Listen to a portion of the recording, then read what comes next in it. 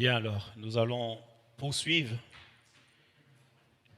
dans cette série où les signes avant-coureurs du retour de Jésus-Christ. Donc les signes avant-coureurs du retour du Seigneur Jésus-Christ. Et donc, nous continuons, puisque nous sommes dans cette actualité aujourd'hui et nous devons vraiment parler du retour du Seigneur, mais surtout de ce que notre Seigneur a annoncé par rapport à son Église. Et combien, lorsque nous lisons en fait les versets dans Matthieu, il faut que l'Esprit de Dieu lui-même en fait nous montre ce que Jésus a dit et aussi notre réalité. Parce qu'il faut que les choses correspondent. Même si, lorsque Jésus a dit, du temps a passé, mais la Bible dit que le ciel et la terre passeront, mais ma parole demeure éternellement. Ce qui veut dire que la parole sera toujours actuelle. Même si aujourd'hui, certaines personnes voudraient faire comprendre que la Bible est démodée, que la Bible n'est plus actuelle. Pourquoi ? Parce qu'on dit que le monde change, le monde évolue.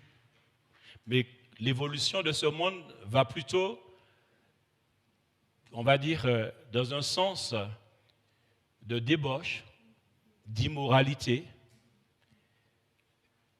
Il n'y a pas d'évolution là-dedans. Et les gens pensent en fait que Dieu n'a pas prévu cela. Alors que quand on lit la Bible, on constate que tout est prévu et que même Dieu a déjà condamné pas mal de choses. Qu'aujourd'hui, que les hommes voudraient dire que le bien c'est le mal et que le mal c'est le bien. Et tellement que Dieu savait que l'homme est pécheur et que dans l'homme, ce qui fait de l'homme un être pécheur et qui s'appelle le péché, a été une séduction du diable qui est venu toucher l'humanité par Adam et Ève. Et c'est pourquoi ce mal qui est dans l'homme va travailler de plus en plus, va étendre encore son filet sur l'humanité pour pousser l'homme à vraiment s'éloigner de Dieu de plus en plus. Et si aujourd'hui, le mal, le péché est banalisé, si on appelle le bien mal et le mal bien, eh bien, voici ce que, par le prophète Ésaïe, Dieu avait déjà dit. Ésaïe chapitre 5, au verset 20. Ésaïe chapitre 5, verset 20.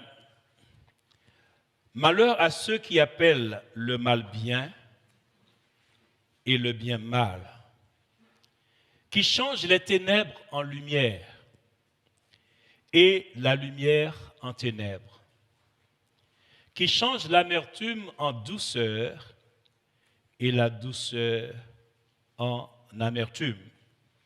Et le verset 21, il va dire « Malheur à ceux qui sont sages à leurs yeux et qui se croient intelligents. » Et combien nous sommes parvenus en ce temps où il y a des hommes qui se croient plus sages que Dieu et plus intelligents que Dieu et qui font des choses et qui incitent aussi les hommes à le faire en pensant qu'ils sont beaucoup plus intelligents que Dieu. Mais la Bible dit malheur. Quand la Bible dit malheur, c'est que cela veut dire que derrière tout ce qu'on appelle bien et qui est mal et qu'on le pratique, il y a une malédiction. Il y a une malédiction. Ce qui veut dire qu'il y a des choses qui vont frapper les hommes, qui vont frapper les pays, qui vont frapper les nations. D'accord ? Et c'est pour cela que Jésus, il annonçait aux disciples, lorsque les disciples lui ont fait cette question, lui ont posé cette question dans Matthieu 24, versets 1 à 14, donc c'est notre texte de base. Matthieu 24, versets 1 à 14. Comme Jésus s'en allait au sortir du temple, ses disciples s'approchèrent pour lui en faire remarquer les constructions, mais il leur dit, voyez-vous tout cela, je vous le dis en vérité, il ne restera pas ici pierre sur pierre qui ne soit renversé. Il s'assit sur la montagne des Oliviers et les disciples vinrent en particulier lui faire cette question. Dis-nous, quand cela arrivera-t-il et quel sera le signe de ton avènement et de la fin du monde? Jésus leur répondit, prenez garde que personne ne vous séduise, car plusieurs viendront sous mon nom, disant, c'est moi qui suis le Christ, et ils séduiront beaucoup de gens. Vous entendrez parler de guerre et de bruit de guerre. Gardez-vous d'être troublés, car il faut que ces choses arrivent. Mais ce ne sera pas encore la fin. Une nation s'élèvera contre une nation et un royaume contre un royaume, et il y aura en divers lieux des famines et des tremblements de terre. Tout cela ne sera que le commencement des douleurs. Alors on vous livrera au tourment et l'on vous fera mourir, et vous serez haïs de toutes les nations à cause de mon nom. Alors aussi plusieurs succomberont et ils se trahiront, se haïront les uns les autres. Plusieurs faux prophètes s'élèveront et ils séduiront beaucoup de gens. Verset 12. Et parce que l'iniquité se sera accrue, la charité du plus grand nombre se refroidira. Mais celui qui persévérera jusqu'à la fin sera sauvé. Cette bonne nouvelle du royaume sera prêchée dans le monde entier pour servir de témoignage à toutes les nations. Alors viendra la fin. Et donc je vous disais combien il y a les thèmes, on va dire, généraux, et le Seigneur annonce qui est pour tout le monde dans ces versets.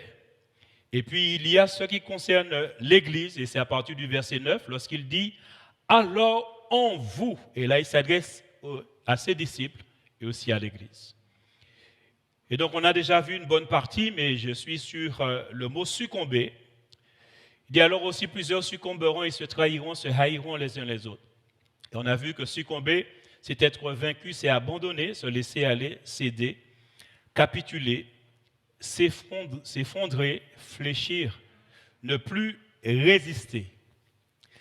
Donc c'est abandonner la foi, et nous savons que la Bible nous avertit en ce sens.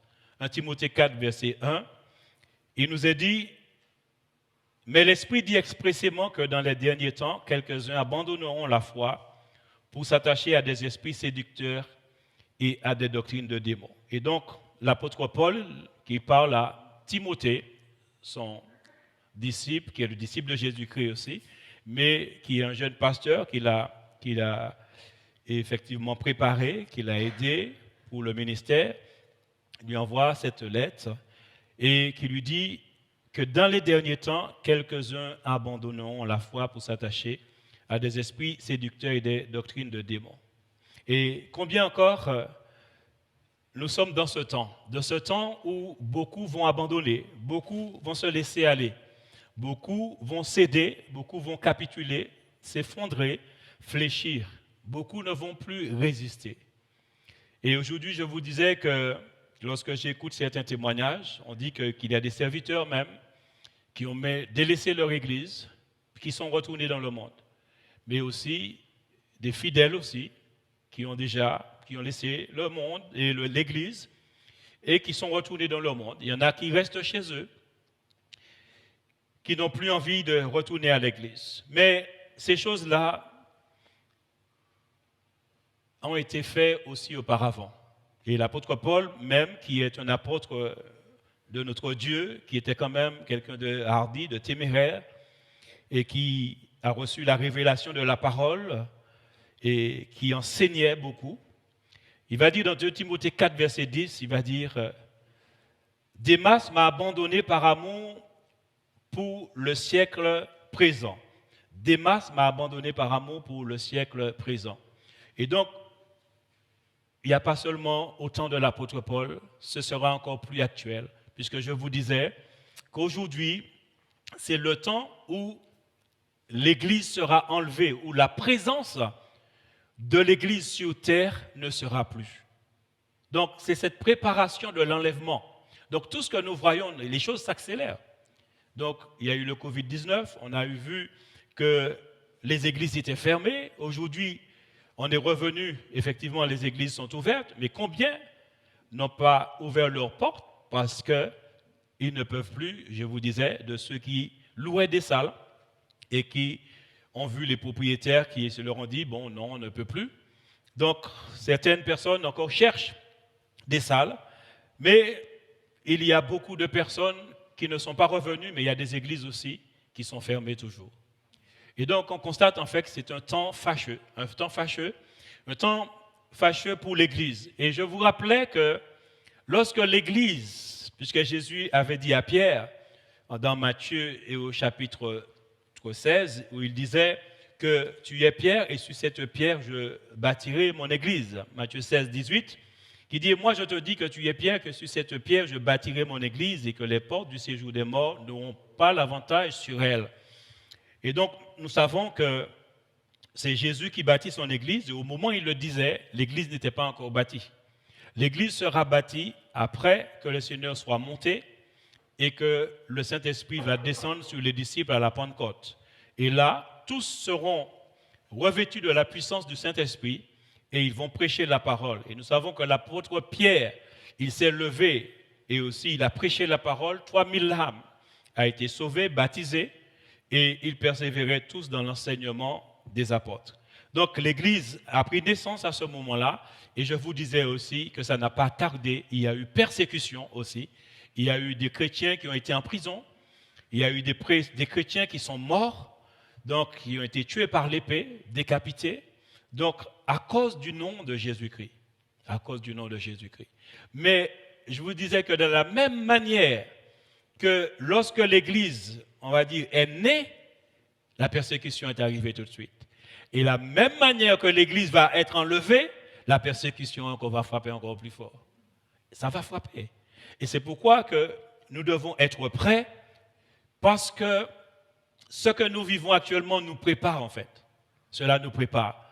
Parce que nous étions dans un confort, nous étions à l'aise. Vous savez, avant le Covid, bon, il y avait plus de chaises, beaucoup plus d'espace, et peut-être qu'il y a de ceux qui choisissaient, bon, quand ils veulent venir ou pas. Bon, il y a de ceux et celles peut-être qui ne s'embêtaient pas trop pour venir dans les réunions. D'accord? Et des fois, certaines personnes que je rencontre disent, bon, il n'y a plus besoin de venir dans l'église, puisque nous sommes l'église. Et si je suis l'église, donc à partir du moment, si je vais chez mon frère et puis on ne sait pas, moi, on fait un petit breakfast ensemble, on mange un petit pain au chocolat et tout, et puis on est en train de parler du Seigneur. Nous sommes l'église, un dimanche. Donc, il y en a aussi qui profitent aussi pour peut-être vaquer à des occupations, peut-être de loisirs. On ne peut pas empêcher, puisqu'il ne faut pas être religieux. Mais attention. Faisons attention. Hein?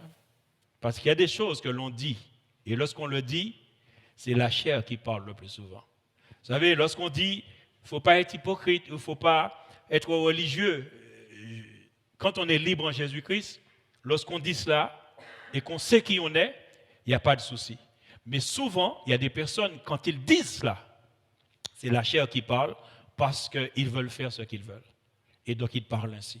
Mais comme Dieu, comme notre Seigneur Jésus-Christ, et comme le Saint-Esprit sonde les cœurs et les reins, donc ces personnes, ils seront à nu devant Dieu. Et que vraiment, toutes ces personnes comprennent très vite avant que le Seigneur ou l'Église soit enlevée, qu'ils ont aussi besoin de repentance.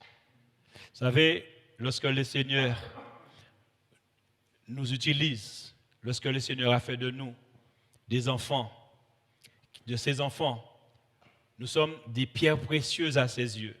Vous savez, l'Église spirituellement, hein, l'Église spirituelle, de la manière dont l'Église, elle est spirituellement, devant Dieu, nous sommes des pierres précieuses. Pas des pierres polies qu'on a pris à la rivière. Hein. Nous sommes des pierres précieuses. Et l'Église, toutes ces pierres forment un seul joyau. Toutes ces pierres précieuses forment un seul joyau.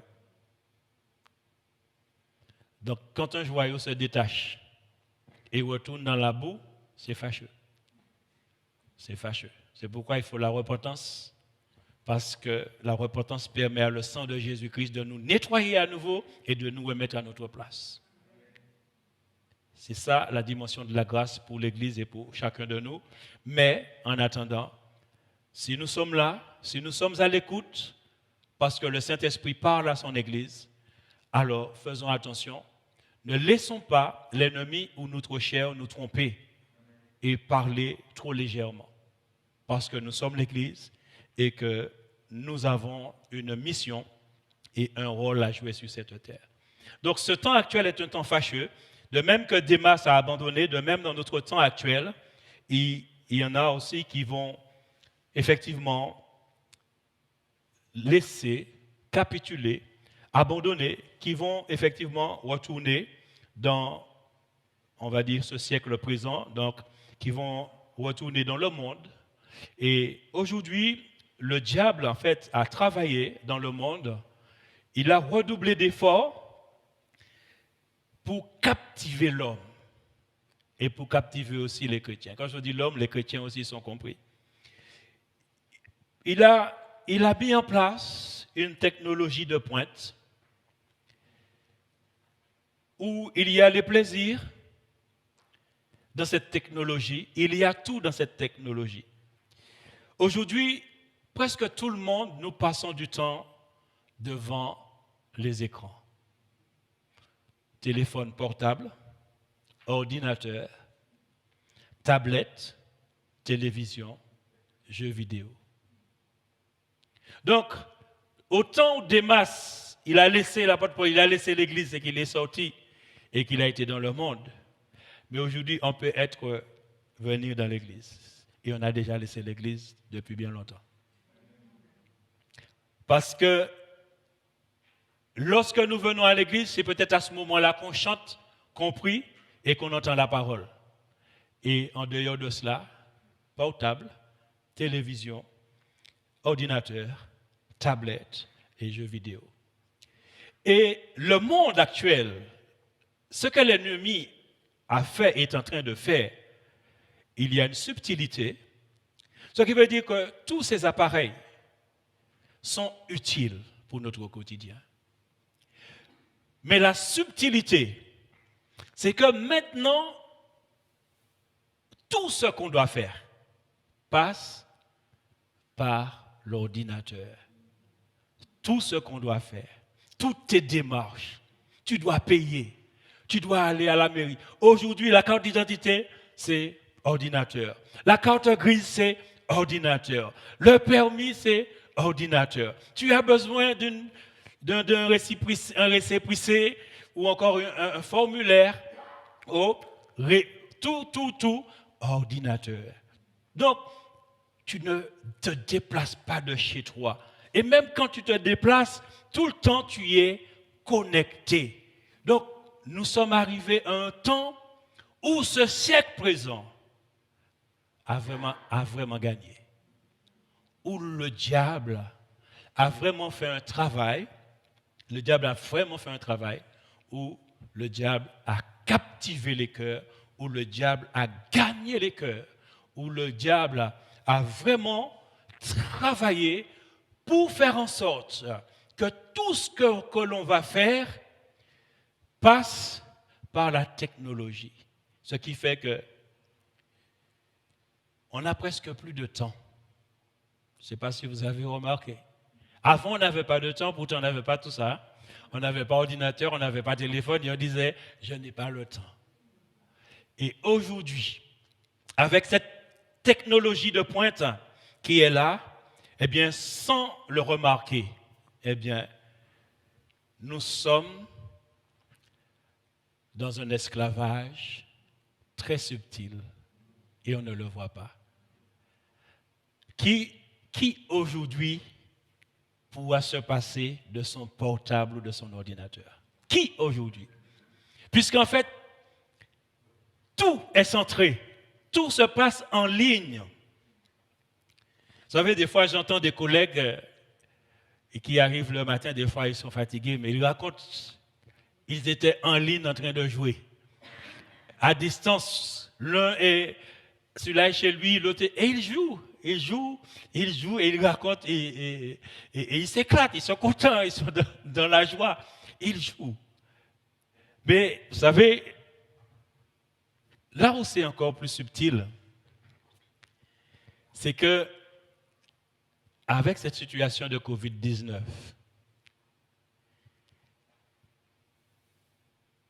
nous aussi, l'église était fermée, mais on pouvait se voir aussi au travers de visioconférences, de Skype et tout, ce qui n'est pas mauvais, puisqu'il y a une utilité. Dans notre quotidien, on l'utilise convenablement.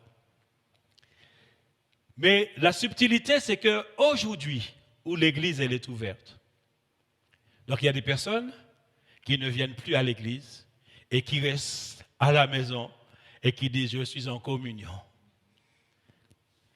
Donc ils continuent à regarder, qui continuent à prendre le culte sur l'ordinateur, ou bien sur son portable, ou bien à la télé, et puis après, bon, qui va vaquer à ses occupations, ou encore, après le culte, qui va peut-être prendre son apéro, et puis bon, qui a déjà oublié que le texte que le Seigneur aussi avait cité, que le pasteur avait prêché pour un appel à la repentance, et il ne s'est même pas repenti.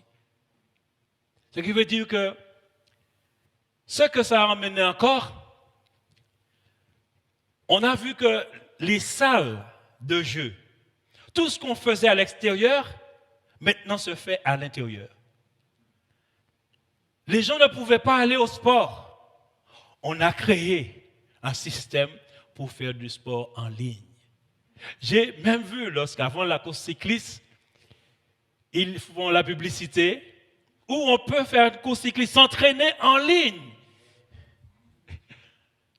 Non, mais c'est pointu, mais vous avez vu comment? Ce qui fait que de plus en plus, on pourra rester à la maison. Mais on sera connecté.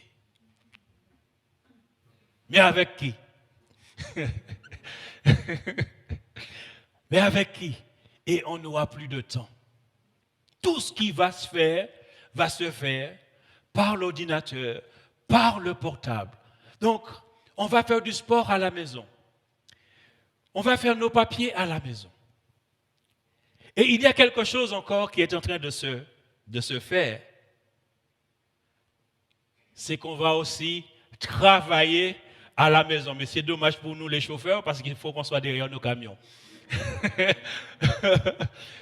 Mais il y a de ceux et de celles qui sont dans le télétravail et qui ne bougent pas de chez eux. Et je parlais avec un frère et je lui disais, mais est-ce que des fois, bon, il y a quand même, des fois tu peux peut-être sans t'en rendre compte, comme tu es chez toi, tu es à l'aise, en fait tu fais plus d'heures de travail qu'il n'en faut. Il m'a dit oui, c'est pas faux. Parce qu'il s'est trouvé, il a dû faire violence, parce qu'il travaillait, et des fois, comme on travaille, on est en télétravail, on est chez nous. Ce qui fait que, d'habitude, quand tu te lèves pour aller au travail, tu te lèves à l'heure et tout pour aller au travail. Donc, effectivement, là, tu es chez toi. Donc, comme aussi on est surveillé, hein, puisque lorsqu'on travaille en télétravail, il ne faut pas croire qu'il y a un pointage quand même qui se fait. Lorsque tu es branché, ils le savent. Donc, tu vas te réveiller, tu vas faire, mais tu es à l'aise, tu es chez toi. Mais le comble de tout ça, et l'Esprit de Dieu me faisait comprendre que cela est en train de changer la mentalité, les habitudes, les attitudes. Et vous savez que le diable va utiliser ces choses-là. C'est-à-dire que lorsqu'il y aura une situation conflictuelle dans un couple, pour ne pas régler la situation, le conjoint qui est dans son travail, télétravail, pour ne pas régler le problème, va dire « j'ai dû travailler en retard », il ira vers là où il a mis son ordinateur et il va se mettre au travail, se plonger. Donc il va même faire des heures en plus puisqu'il est chez lui. Et comme il peut travailler chez lui, donc, et encore, passer beaucoup de temps dans son ordinateur plutôt que de passer du temps aussi avec la famille. Et je crois que c'est hier, on a vu une émission où des médecins démontraient combien que c'est devenu dangereux parce que les enfants sont déjà connectés depuis l'âge de 3 ans. Et il y a comme un effet, on va dire, de drogue. Ce qui veut dire que ça accroche et ça travaille sur le cerveau au point que l'enfant aura toujours besoin de cela. Donc, il y a une génération qui est là, qui de plus en plus est dans le siècle présent. Mais l'Église doit faire attention. Même si il y a une utilité dans tout cela, mais faisons très attention. Parce que rester connecté, par exemple, pour suivre un culte, ça peut arriver qu'un dimanche, la voiture n'a pas démarré, ou bien il fait très froid et puis on a envie de reprendre le culte, pourquoi pas? Mais si pour le faire tous les dimanches, la communion fraternelle prendra un coup. La communion fraternelle prendra un coup. Et si tous les frères et sœurs en Christ se mettaient à suivre le culte, effectivement en ligne, sans se déplacer, sans se voir, ce qui fait, pour la communion fraternelle, ce sera sur rendez-vous. J'appelle Pascal, je lui dis, Pascal, cet après-midi, on va faire une petite partie de pétanque, juste pour se voir, quoi. Puisqu'on est frères, on est fraternels, mais on ne se voit plus. Ce qui fait que, pour se voir, on sera obligé peut-être de sortir de la maison un petit peu pour créer cette communion.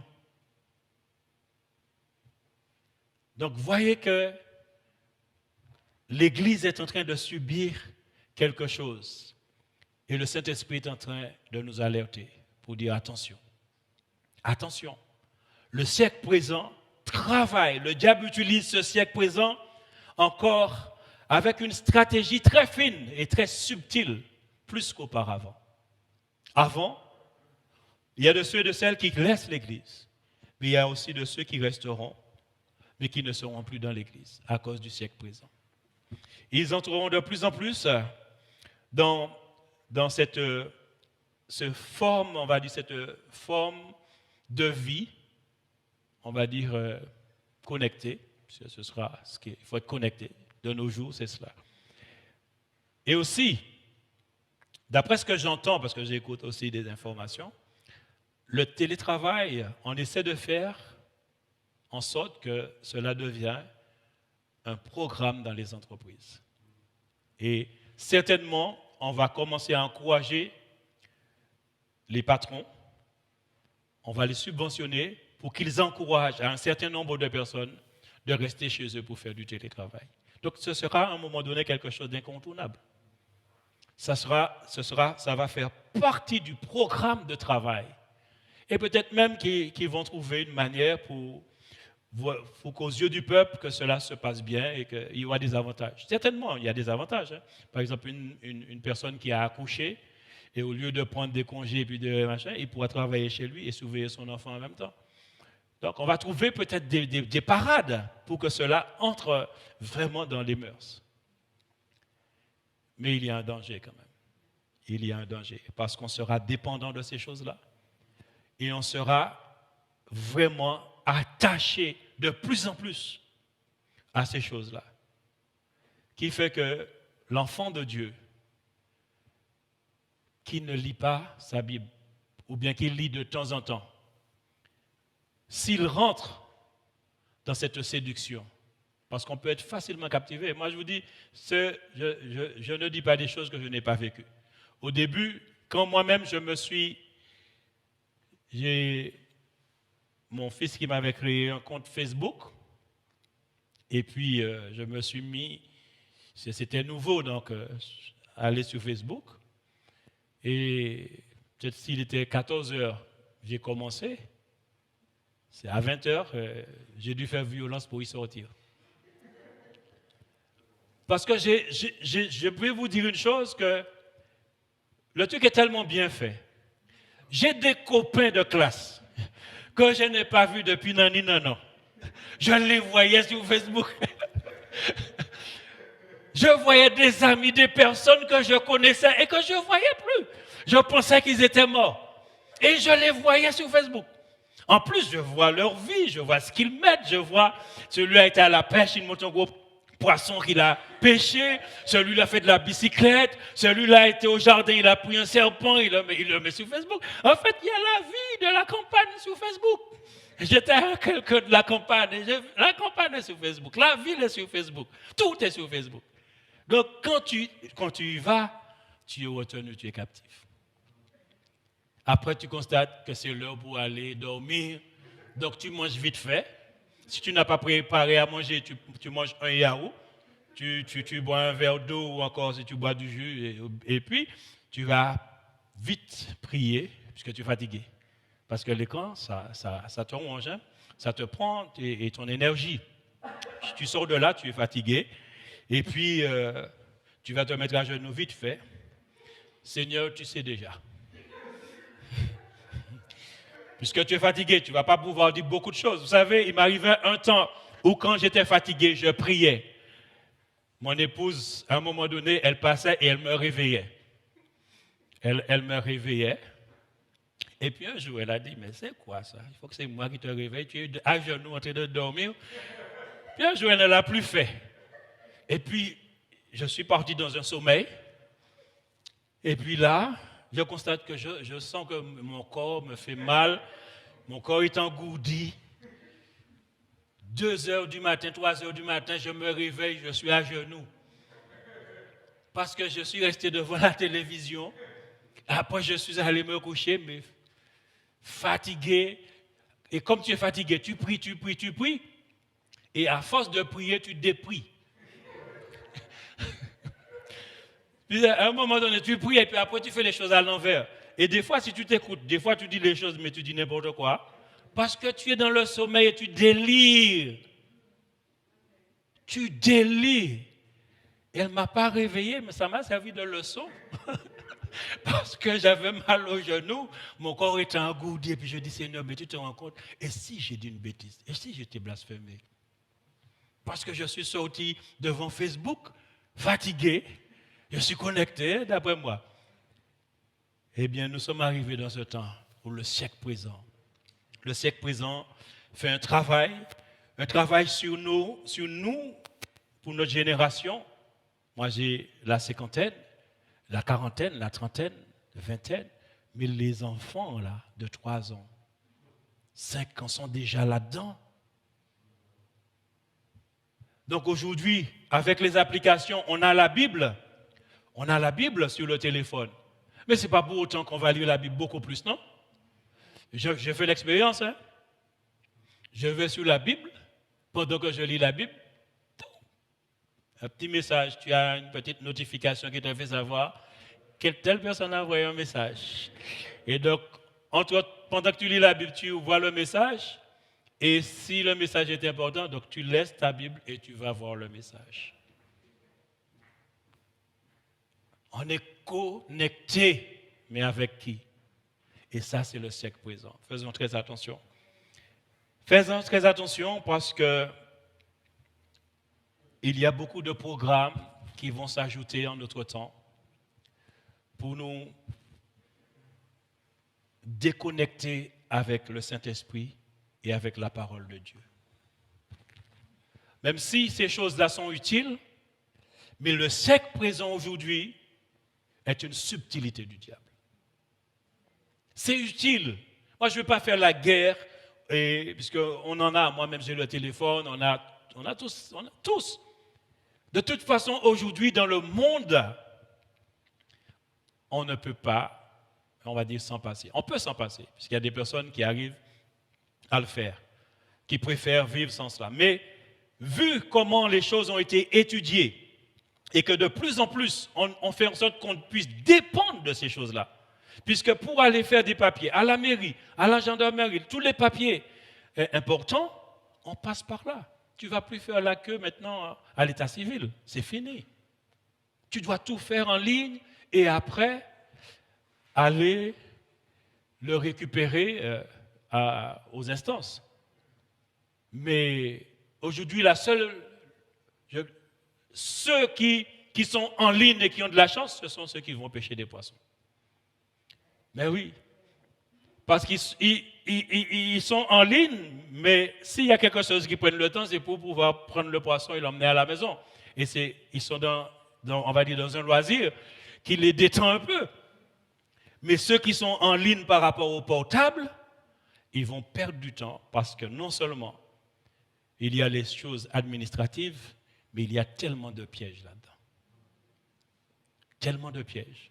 Vous savez, lorsque je devais préparer le message, je ne pensais pas aller là, mais c'est l'Esprit de Dieu qui a dit, il faut que tu parles de ça, parce que ça fait partie des choses que nous vivons actuellement et que c'est une stratégie de l'ennemi. Mais si les chrétiens n'ouvrent pas leurs yeux, nous allons être esclaves de ces choses-là. Pourtant, on en voit tellement de choses sur les réseaux sociaux pour dire qu'il ne faut plus être esclave. Avant, c'était l'esclavage de ci, l'esclavage de ça. Mais cet esclavage-là, elle est tellement douce.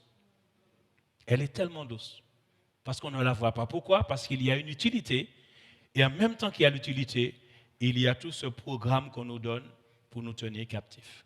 En tout cas, je ne veux pas aller plus loin, puisqu'il y avait beaucoup à dire, hein, mais je préfère rester là. Faisons très attention. Nous sommes dans un temps actuel, un temps vraiment où le diable ne fait plus de cadeaux. Église, sois prête. Le Seigneur revient bientôt. Amen.